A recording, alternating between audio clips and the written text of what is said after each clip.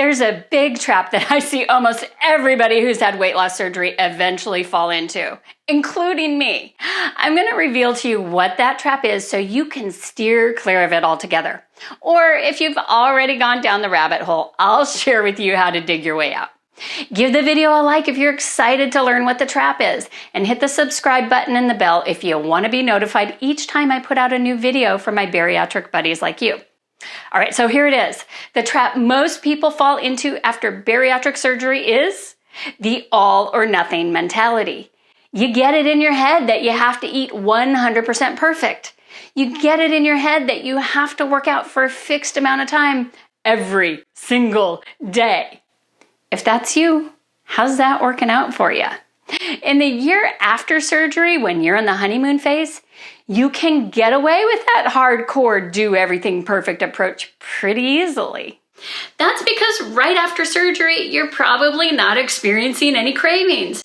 Your tummy's still super sensitive and you're too afraid to eat anything that's not on the strict list of food that your doctor's office provided. You're super energized, super motivated, and you're intensely focused on your post-surgery journey. You love exploring what your new body can do without all the extra weight. Maybe you try running, maybe you try golfing, or perhaps you try equipment or classes that you've never dreamed of doing at the gym.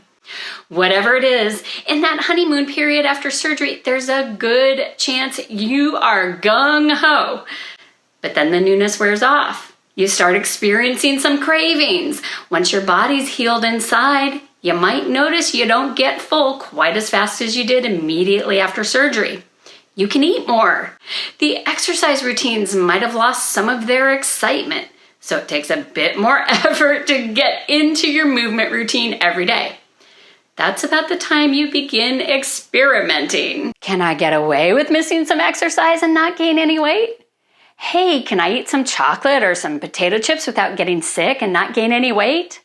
What can I get away with?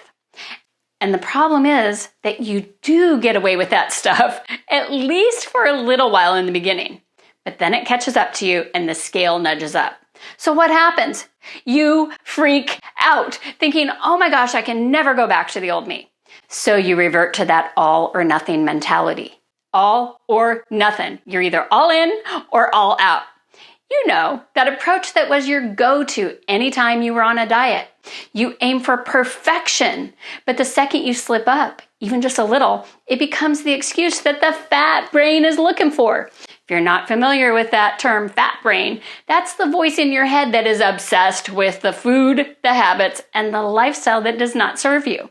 It's the voice in your head that says, well, you ate the breakfast burrito, so there's no point in eating nutritious the rest of the day. You might as well have the burger and fries for lunch and the pizza for dinner. And oh, why not throw in some chocolate for dessert while you're at it? And see, surgery kind of fools you. After surgery, you think you can do the all in the all or nothing approach. No sweat.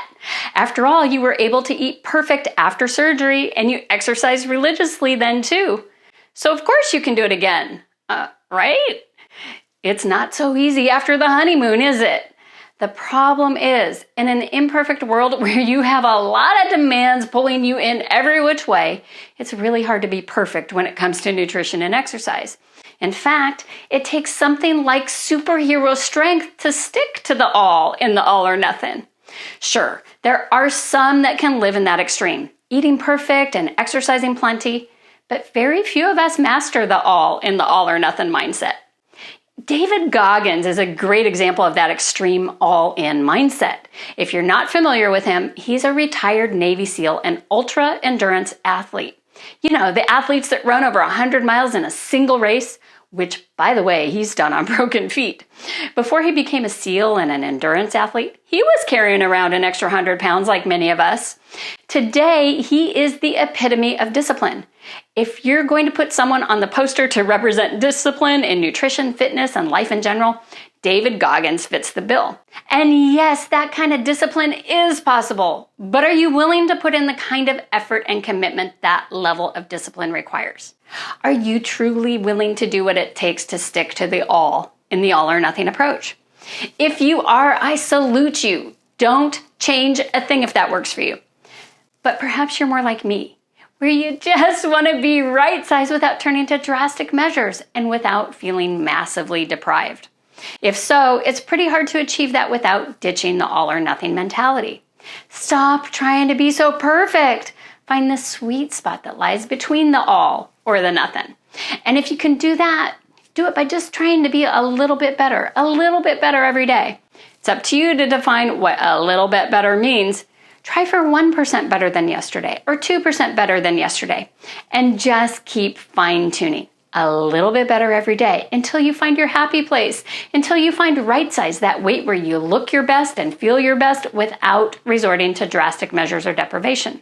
And hey, I'm not a medical professional, so as you make these shifts to be a little bit better when it comes to your nutrition and movement, be sure to consult your doctor and nutritionist to determine how to make that work with your doctor's program. Because believe me, in my experience, no two bariatric programs are alike, and no two people are alike for that matter. How might it look if you're aiming for a little bit of improvement versus falling into the all or nothing trap? Let's say you have half a donut for breakfast. Not the most nutritious choice, right?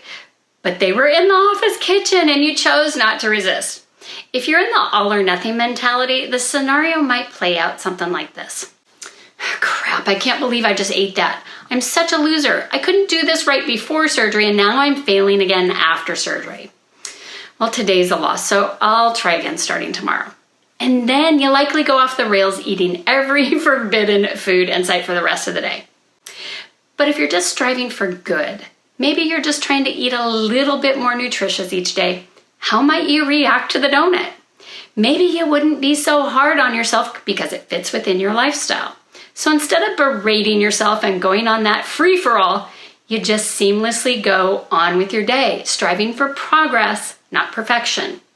You don't have to go all hardcore and be perfect. I'm not perfect. I just figured out how to get rid of my post-surgery regain and stay in control by finding that sweet spot between the all or the nothing.